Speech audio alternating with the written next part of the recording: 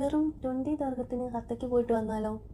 Union bus സ്റ്റേഷനിൽ bus station 30 E16 എന്ന bus ഹത്തയ്ക്ക് 1.5 hour കൂടുമ്പോൾ ഉണ്ട്. ഞാൻ ഈ വീഡിയോ ചെയ്യുന്നത് ഹത്തയ്ക്ക് പോകാൻ താല്പര്യമുള്ളവർക്കും ഹൈക്കിങ് ചെയ്യാൻ ഇഷ്ടമുള്ളവർക്കും വേണ്ടിയിട്ടാണ്.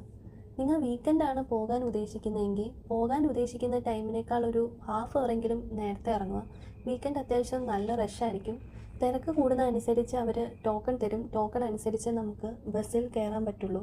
ലാസ്റ്റ് ബസ് 10:30 ഹത്തയിൽ നിന്ന് ഒമാൻ അടുത്താണ്. ജസ്റ്റ് 10 കിലോമീറ്റർ ഉള്ളൂ. ദുബൈയിൽ നിന്ന് ഹത്തയ്ക്ക് ഏകദേശം 134 കിലോമീറ്റർ ഉണ്ട്. ഒരു 2.5 or 3 hour എടുക്കും ഹത്തയിൽ എത്താൻ. ഒമാൻ്റെയും UAEയുടെയും ബോർഡറിലാണ് ഈ ഹത്ത എന്ന് പറഞ്ഞ സ്ഥലം സ്ഥിതി ചെയ്യുന്നത്.